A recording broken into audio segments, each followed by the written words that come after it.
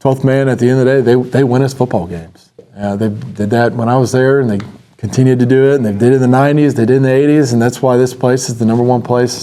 Hello, friends, and welcome into TexAgs Rewind, presented by Specs in the Rollo Insurance Studio. The Fan Show guys are here.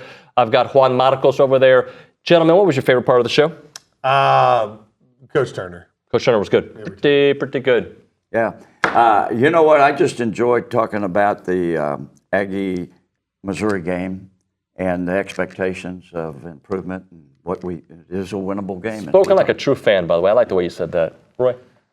Today, I'm actually going to go with Swope. I liked how he was able to explain some stuff to maybe some of the cliff jumpers and some of the kind of complete morons that are on the board. Like if you just, I'm standing right here. Thank you. We're sitting right here. Thanks for calling me a moron. No, but just the way he was able really to break down, be like, look, this is how it actually is when you play. And you know, it's always great to have former player perspective. McGee was good too. And Juan, what was your favorite part of the show? If you don't say Kevin Smith, you won't be on the show again. I gotta say it was Kevin Smith. Why was that such a good one? He just talked really well about his experience at A&M and like what he's looking forward to with this team. Pup is so great.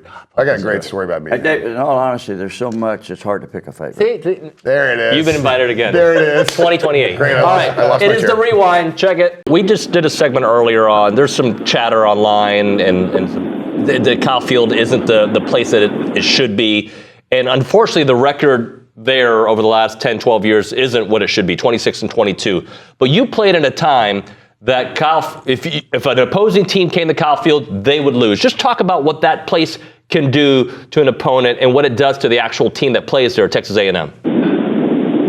Well, I mean, we wanted to take the will of the other team. And one good thing that we had that was intimidating was our A&M crowd. And we really lived on it. The communication now, the quarterbacks now do they have that in college where they can hear the coach on the sideline? Yeah. Yes, they do. I'm not sure. Do they have that? So, yeah. I mean, you didn't have the technology that they have now to communicate with the quarterbacks. The quarterbacks could not hear. I remember watching the Texas game, and I think before I even got to A&M, and I don't know if it was Todd Dodge or whoever it was, you may remember, but we got penalties because the crowd was too noisy. And so that was really hard for teams to really communicate and run plays and do what they needed to do back then. Whereas opposed to now, teams, they prepare for it. They're not intimidated as much. Evidently, they're not because the record has shown that. But back then, no one. I mean, I can remember maybe losing one game in Kyle Field or 2 games.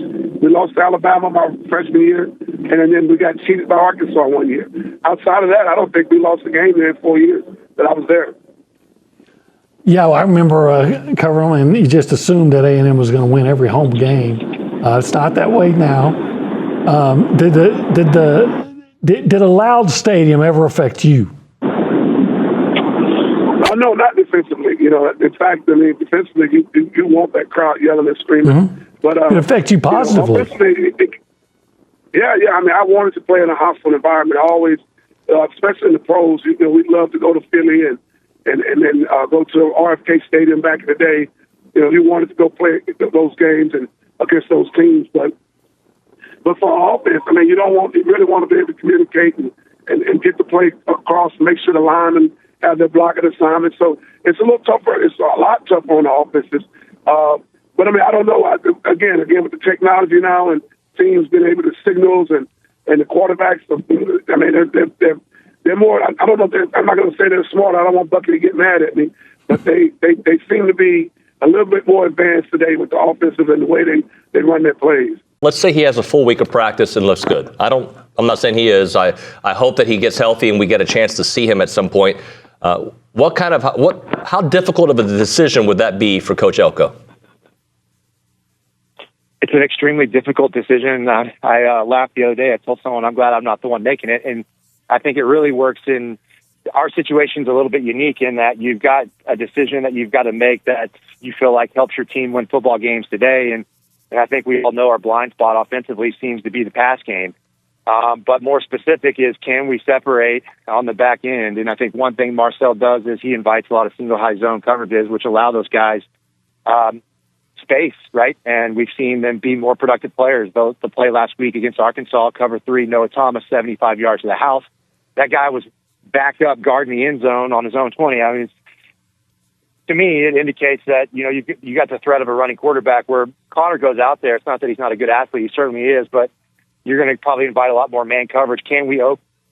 Do we have enough offensive power on the outside to get guys open? That's the struggle today. But then you look at the future and say, hey, we discussed this as what does it take to be a champion at the quarterback position? What has been the DNA in the past? And I'm not moved on this for the last decade, and I probably won't for the next decade, is you got to be able to complete passes and win from the pocket at the quarterback position. And so is Marcel ready to take that over?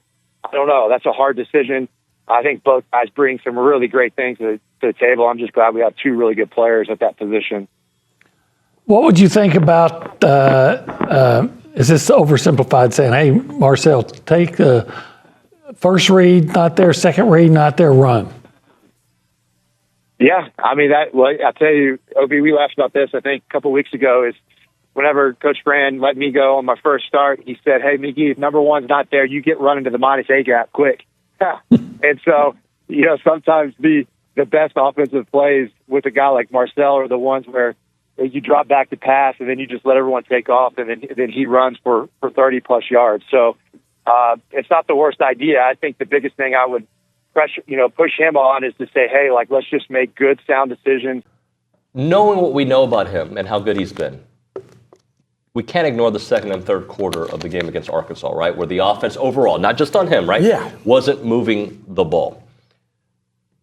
Why do you think that was the case? What was happening? Because part of it to me is they were like, all right, we're going to put 100 guys in the box. You're not going to be able to run the ball. Marcel, we're going to press these dudes, and you're going to have a hard time throwing. And also, we're going to try to take away the lanes for you to run. Yeah, I think Arkansas called a pretty good game in there. I think that they were prepared, and I think that it was just sometimes it takes time as an offense to kind of figure out a game, and I think I'm excited. These guys second and third quarter they weren't getting anything, but they were patient and they stuck to it, and Le'Veon had to go to his green cleats and then take over the game. Took over, yeah. Hey, I mean sometimes that's what it takes, but that's courage. That's exciting. So we could have easily folded and given up, but we just kept fighting and punching, and that's what you got to do in this league. So it's how you respond to some of that adversity that you're faced in the middle of the game. Marcel could have easily folded, but he came out, and I thought he was poised, and they collectively came together and got the W, which in the end that's the most important part. Earlier we talked about buy, sell, lease, an elite offensive line. You bought it. I bought it as well, right? Yeah. I'm not ready to say this is an elite offensive line. I am very comfortable saying it's a much improved offensive line that's getting better. I think they're really good. When you watch the O-line, even with the guy stacking the box and making it difficult, what are you seeing from that O-line? Yeah, I think they're close. I'm not going to say elite, but I think the last decade they're right there, probably behind the 2020. Yeah, they're very, very similar, but. And honestly, it's impressive. Guys are going down. The next guy that gets called in, he's stepping up and doing just fine. So, kudos to those guys because you do face some injuries along the way, and it can be tough. And I think these guys are responding really well to it. So listen, I put this in here for you, right? So we're figuring out what to install for you. So I figured this would be a big deal for you because of our quarterback right now and his ability to do this. Both of our quarterbacks have a great ability to do this right now, right? So, but let's just think about this real quick, right? So this is called 32, 33, search, read, whatever. They call it whatever they want. Okay, but what the search means is this. If that player were to come off the edge, he'll stay and block it. The line doesn't have to go out to it. If he doesn't come off the edge, he's going to split flow right now. So you have everything covered right now as far as getting hit in the backfield. Center would come up and call 4 down, right? So when he called 4 down, he'd be working us two are going to the mic. It's a box declared play, meaning we're going to block the first linebacker in the box, okay, with our double teams. And then the backside tackle is going through -1 from the point. So the center comes up and points at that player. Backside tackle is going through to the backside linebacker. It's a man block, okay? This is a man block, meaning this. I don't just stay in the zone because why? Because this is a read play. And on the read play, the quarterback's going to read the triangle right there. And when he reads the triangle, if the triangle bends, he's going to keep the ball. Okay, if the triangle sits, the defensive end sits, he's going to hand the football off, okay, to the running back. All right, real simple, okay? So that's a look versus an over front. If you're the running back right now, you're reading the nose tackle. That's all you read, the A-gap player. There's the nose tackle. If he's reached and you get the ball, stay there. If he's not reached, then bend the ball back. And I'll show you some clips of it here in a second. That's versus an over front right there. Here's your next one, right? So this is versus an under front, right? So now they're under. This is the nose tackle. So the center will come up and call 4 down. Okay, he's going to call solo. I'm soloing him. That puts them in a double there. Okay, and it puts us in a B block back here. When you're the tight end and you split flow right now, you're avoiding the defensive end. Just understand if the defensive end is up the field, you want to be nice and tight because you know the quarterback handed the ball off. Okay, now watch. If the defensive end bends, now I want to get around him and get to the safety. When the Y comes around it, right, he always wants to peek the corner as well because if the corner fired, he's going to have to block the corner. If you're the X, you know right now, if the corner fires, I'm going to have to go through for the safety. When you see these little deals right here with him going back, a lot of times, right, because this is a man block back here, meaning if the will comes back, the tackle's got to come back for him. I'm going to show you that on tape. Okay, but I want the tight end to peek that in case he gets out real quick. If he gets out real quick, he'll be sitting on the quarterback, and you want to take him before you get to the safety if you're the Y. Okay, I think there's only one person that can do this today, and it's not you. It's not you. It's not you. It is you. And I know you know what to do. Like us on Facebook. Yeah, but I'd like to do a little bit more than that. No, what was that?